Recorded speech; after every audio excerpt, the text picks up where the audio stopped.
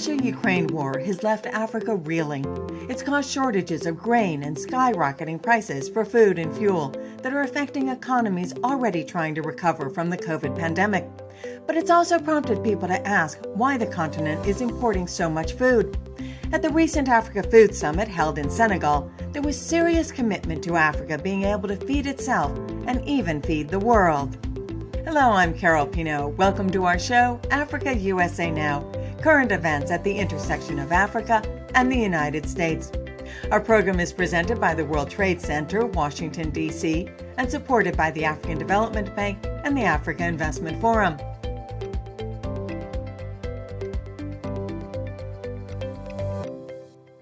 Africa has all the natural and human resources it needs to be able to feed the continent and feed the world. It has 60% of the world's arable land, sunshine year-round, and a huge coastline with 3 of the 4 most productive marine ecosystems in the world, and a young population that will make up 1/4 of the world's workforce by 2050. But according to the United Nations, Africa imports as much as 85% of its food, even while agricultural yields are increasing. Much of the imported food could be produced locally. Meeting this grand vision would take a major ramp-up in production, and there would need to be significant modernizing and industrializing in order to increase productivity. At the recent Africa Food Summit in Dakar and the African Union Summit, attendees noted a serious commitment among Africa's leaders to address food security. But what is the role of the state, and what is needed from the private sector? Agriculture is a business, so it's the responsibility of the private sector. But it's also a human necessity for which the public sector needs to play a role. So what needs to happen to make this vision a reality and for Africa to feed the continent and feed the world? Let's bring in our guest to talk about the issues. Atsuko Toda, Director for Agricultural Finance and Rural Infrastructure Development at the African Development Bank. Ahmed Mansur, Group Executive Director for Government and Strategic Relations at the Dangote Group. And Joco Beyers, Managing Director for Africa and Middle East at John Deere. Welcome, everyone. Thank you so much for being here. I want to start with getting a sense from each of you as to whether we're on the verge of real change in agriculture, or if you think this is just a lot of talk. Atsuko, the African Development Bank has been a major player, even convener, at many of these recent meetings. How do you see things? I'd just like to start what you left off. The mention of the Darkar 2 summit, which was the Feed Africa summit, where 34 heads of states or representatives of heads of states, over 70 ministers came together to recommit or re-announce their commitment to agriculture. One of the things that was extremely interesting was in the preparation, each of these countries, the 41 countries that came together, put together a compact for food and agricultural delivery. And what we saw was this revitalized commitment by government for infrastructure, for policy, for ensuring an enabling environment for private sector, to private sector players also coming to the table to really show that they are really willing to lead the way, and also a number of SMEs. And really, SMEs make about 65% of food supply on the continent. Also, there were calls for action from youth, renewed commitment to agricultural transformation, and really making a focused impact. You know, everyone is saying that it was really exciting to be there. Mansur, I think you just came back from the African Union. And again, the talk was all about food production. What did you see? Yes, indeed, Carol. I think there is now a very strong movement across Africa to focus on the issue, particularly of food production and food security.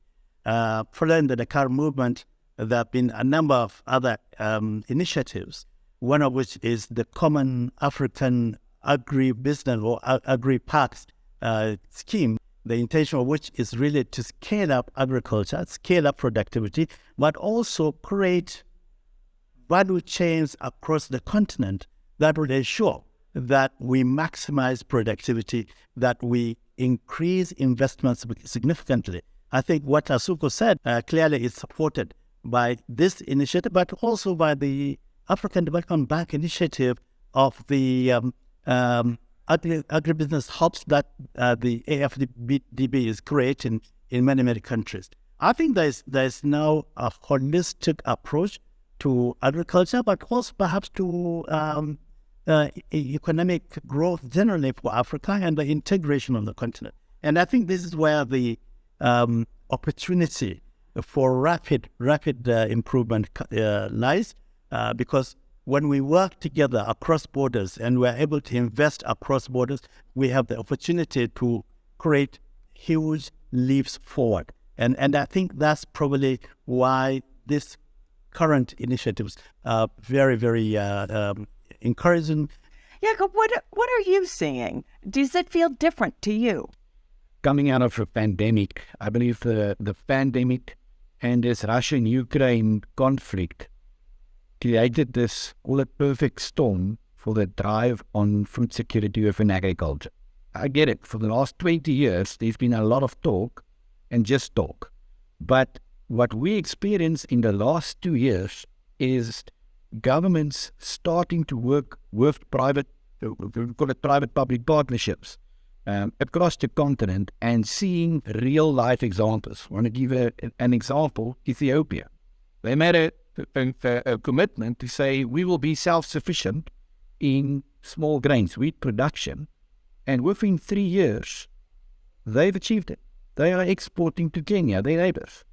And I believe private sector had a massive impact, and we're honored to work very, very closely with the Oromia state government in Ethiopia and seeing that massive improvement in yields and mechanization.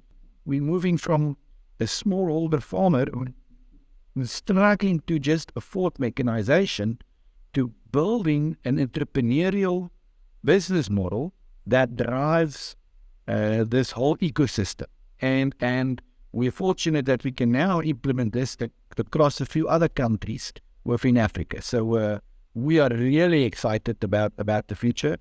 I'd like to delve into a little bit what the role of the public sector versus the private sector is. Atsuko, what do governments and multilaterals need to be doing in this part? Because it is a private sector enterprise, and yet it benefits mankind. I think the public sector plays an important role. Number one, creating an enabling policy environment for private sector to be active. Number two, just in terms of backbone infrastructure. Infrastructure in Africa is so important to lower the risks of investment. Number three, and this is a very critical area, is really research, agricultural research, technologies. And one of the flagships of the African Development Bank is Technologies for African Agricultural Transformation, what we call TAP, but really ensuring that farmers have access to hybrid seeds, good seeds, as well as ensuring that farmers can get extension. And I think that's extremely important. So private sector really becomes as active as the public sector, and therefore government's commitment to agriculture is critical. And at this venture, we have never seen such commitment from government. And so we believe that it is a great moment for really prioritizing a number of key value chains where food security is very reliant. So that's why we at the African Development Bank, we've tried to support governments that want to highlight or put focus on key staple commodities like rice, wheat, cassava, maize, soybeans, and livestock, and other commodities. We really think that's really important to ensure food security. You know, Mansur, one thing that the Dangote Group has done in agriculture is you've really focused on staples, whereas so much of agriculture has been about cash crops in Africa. And how do you see that changing? The basic philosophy of the Dangote Group is to address basic needs. And obviously food through staple crops is perhaps a high priority. We have currently ongoing about 6 rice milling plants, which we're installing in different states in the country, with a total milling capacity of 1 million tons of rice. And I think that really speaks to the issue of food security, because rice is a major food crop in Nigeria. The Nigerian government has made significant policy decisions to support rice production in the last 4 or 5 years, and we are beginning to see the effect now. But we're also actually interested and invested quite significantly in cash crop. We have, for the last 10 years, perhaps been a major producer of sugar, although we have relied on refining by importing, if you like, raw processed sugar for some time. But now we are going into massive sugar cane production with a view to domesticating the sugar industry as a whole. Nigeria has been importing over $2 billion worth of sugar, much of which we can produce locally. Joco, how much will government commitment make a difference? Government plays a massive part, but I think it must be in a supporting function versus a primary role. And give you an example, University of Hohenheim did a study on mechanization, and governments that gave tractors away, donated tractors and implements, okay? And actually 57% of that tractors was out of the production cycle within 3 years, okay? If it was just on a grant. We have got 33 million subsistent farmers on this continent.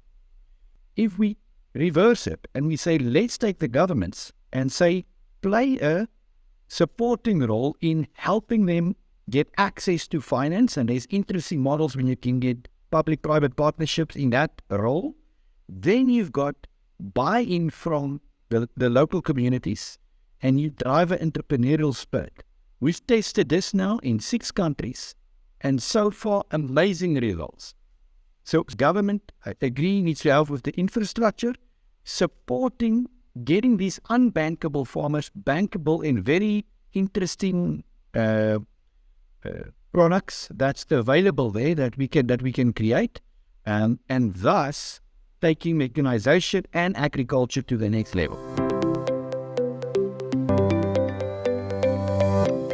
Increasing agricultural production to this level will necessitate better inputs, from seeds to fertilizer. There will need to be access to mechanization, better storage, and far more processing and value addition. Those are the needs, but also the opportunities, both for African and international companies and investors. The African Development Bank is calling for agro-industrial processing zones across the continent, allowing Africa to not only produce more, but to produce up the value chain. That would mean more jobs and also more income. Joco, how much does John Deere see Africa as a land of opportunity? It's a massive playing field. We're fortunate that we're already a large player. But to give you an example, if we look at India and Africa, and you look at land mass, it's 10% of Indians' land mass compared to Africa. But now you look at mechanization. It's just a basic thing like a tractor. India sells about 800,000 tractors annually, and African continent, 27,000. That's 3%. So if you look at the scale, there's massive opportunity. We've got the fertile soil, the sunlight, it's all there. Yes, it's 54 different countries, but we've got the natural resources. It's now how do we unlock it? And what we are really proud of is unlocking a model where, yes, these small subsistent farmers, not all of them will be able to afford their own mechanization package. But there's a model called the contracting model. Just like, hiring an Uber. And we've done this very successful across the continent. And they're really looking forward to see how we can do this in each and every country. And if we do that, Africa can be feeding itself. Mansur, there have got to be a lot of opportunities here for partnerships with African companies. What do you see as the opportunities for foreign investment, foreign companies coming in? Well, the vast majority of African farmers are smallholders. And that's why government can make a great input by bringing farmers together. And that is why the program of the AFDB, of the agri-hubs, is extremely important, where you can concentrate facilities, particularly provide infrastructure, provide energy, provide mechanization that can then serve a lot of farmers. And this is what we find increasingly necessary as we go into rice production. Initially, we wanted to acquire a large farm ourselves, maybe 30,000, 40,000 hectares. But you find that you will then be depriving a large number of, poor farmers of their land. So we now work with the farmers as outgrowers. We provide them with the inputs, help them with the technology, if you like, particularly mechanization, as well as technical support in terms of extension services, so that we can then take off the product from them. The key thing, of course, is investment. And I think we would expect to see more investors coming from outside. Obviously, it is very important that they work with the local investors. I think there must be a tripartite: the foreign investor, local investor, and the government, particularly government at subnational levels, because these are the people close to the farmers. These are the people who have responsibility for land and land allocation and for the general policies and regulations that affect day-to-day farming operations. Thirdly, I think this is the only way you can actually provide sufficient infrastructure to enable a scaling up of this productivity. So when you bring these farmers together and work with a major investor, local, perhaps in partnership with the foreign investor, I think that's where you get the best results. And Atsuko, tell us then about the agro-industrial processing centers that you are developing throughout the continent. This is basically a flagship of the African Development Bank. What it tries to do is set up, number one, an agro-industrial hub where it becomes a kind of plug-and-play model where we've tried to put in water treatment, electricity, some of the infrastructure, a one-stop shop, allowing for companies to come easily or access easily areas where there's a lot of rural areas where there's a lot of market surplus. So the idea basically is not just the agro-industrial hub, but agri-transformation centers where the local product can be aggregated, stored, and also then it makes it much easier then to transport it to the agro-industrial hub where companies will invest. So that is the basic model. What we realize is that it has to be along economic corridors. There has to be access to market, evacuation of product to easily access larger markets. And so what we see as the major opportunity is that the African food market is roughly around $1 trillion. We really see these special agro-industrial processing zones as a way to be able to accelerate the entire solution, i.e. from production to processing to market. If I can add to what Atsuko said, one key that I think needs to be focused on is we approach it from a brownfield perspective, so that we identify existing, businesses, the agribusinesses that can be scaled up with a lot of support, of course, and then that will now provide anchor that will now access or be accessed by local farmers, local investors, local agropreneurs. Now, the problem is often that when you start looking at this brownfield, the issue of sustainability is very critical. This is where DFIs like the African Development Bank and others ought to actually focus on providing that initial financing. If we ask the private sector to fund the process of growing the small brownfields into larger things before you now invest, a lot of them may have difficulties, particularly, I suppose, foreign investors. So I think it's important that we partner more closely with the existing agropreneurs. So there's need for DFIs to focus on funding these startups, as it were, and then getting to a point where we can now create a viable commercial entity that can attract more investors. Atsuko, I see you nodding your head. I couldn't agree more with Mansur. It takes time to build infrastructure. And so therefore, if there are brownfields, if there are ways to also work with contractors that are working on models where they design, build, and operate, that could really expedite the implementation of infrastructure.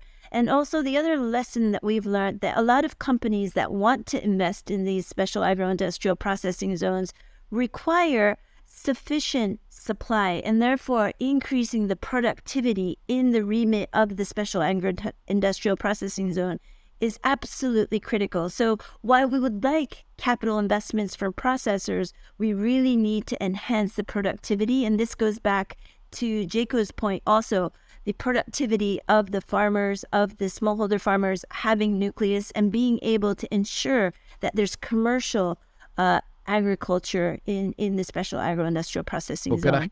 If I can build on what you just said there, Atsuko, and that is we need to move from point A to point B and end at point Z where we get everybody self-sufficient. The challenge is there's so many of these projects that it's just talk, and feasibility studies. But let me give you some examples. We worked in Nigeria with small little contracts, again, just showcasing that this works. In small area, I think we had 12 tractors doing work for little 1 hectare plots. What was amazing is we used the same fertilizer, same seed, just with the right mechanization at the right time, because you need to do it in the dry season, and in the wet season, you quickly need to plant. We went from 1.5 tons a hectare, and this is now in corn, to 7 tons. Okay, now that is a massive improvement. Okay, by just doing small things, all of a sudden, that village used to produce just for itself to feed the community, had excess that they could sell, okay, and leverage to buy better fertilizer and actually prepaid for the next year to do the same contracting service. So that's a real life example of how basic technologies that in America we might think it's old stuff is actually improving our farmers, and now you can use that excess into your agro processing. I think that is critical. There are plenty of opportunities, but there are also impediments that need to be addressed. African countries have historically had policies that made it more difficult to trade within Africa. The African Continental Free Trade Agreement aims to wipe that away, but it's going to take time to implement. There are also policies outside of Africa, and even at multilateral institutions, that make it more difficult for Africa to grow what it needs and to become an exporter. There are subsidies, non-tariff barriers, trade practices that have led to accusations of dumping, and even food aid that can disrupt local markets. There's global competition because other countries aren't going to willingly give up their market share.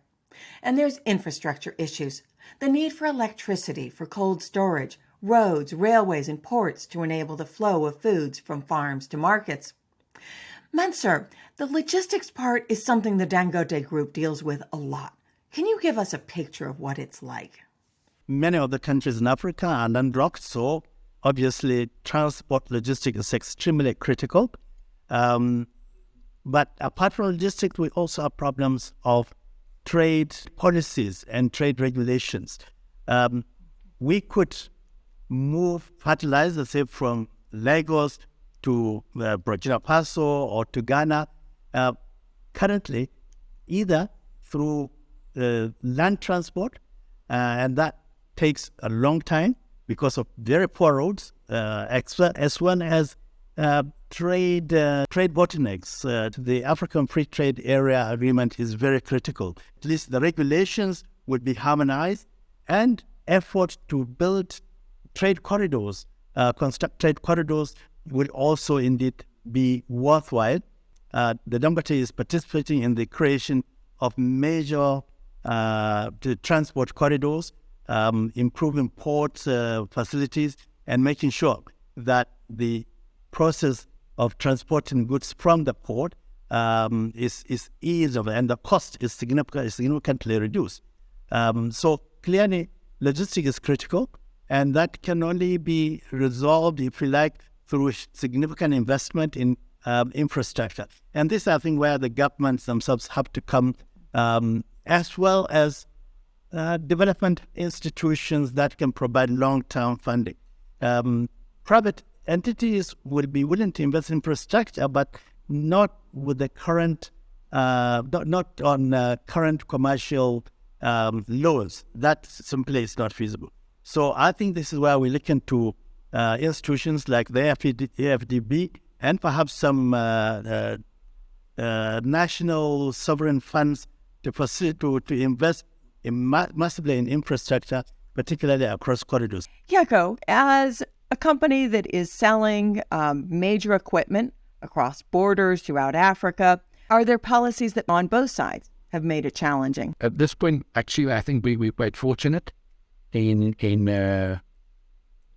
the US. At this point, we get a lot of support in order to expand and grow on this continent. So I don't have really a big pressing matter from the US side, more on the different 54 countries that we're trying to do business in. Something basic as just reducing duties on agricultural equipment. Now, that's not just, seed, fertilizer, but if you look at the equipment side, that can make the entry point supporting the smallholder farmers, but also these big, large agro processors. And that will have a major impact. I'll give an example of 2 years ago, we set off to say, let's start off with a farmer. What do? They look at other farmers. How do they farm? What did my granddad and my dad, how are they farming? By just changing that farmer to see that there's something like a little ripper. Now, different soil conditions have a different impact, but that had a major impact in the yield. Now, you've got to say, what's that got to do with policy?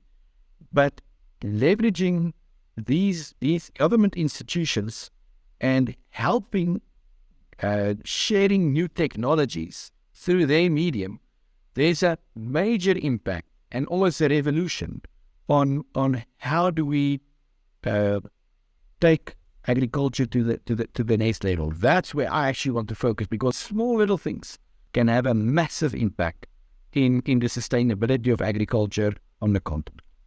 You know, Atsuko, I'd like to look at the kinds of impediments that keep foreign companies out of investing in African agriculture. What are the things that you're seeing, and how could those be solved?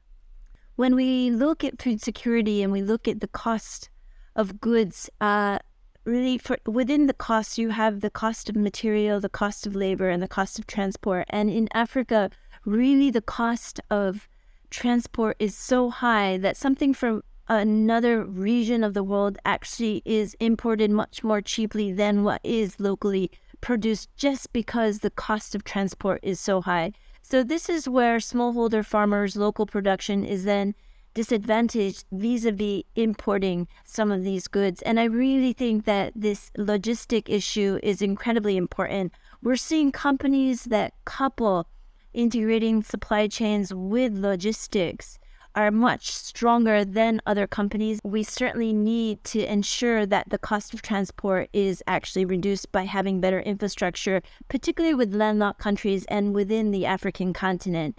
And from companies outside of Africa, some of the barriers they see is really access to market, because there's an incredible market on the African continent, but distribution is one issue.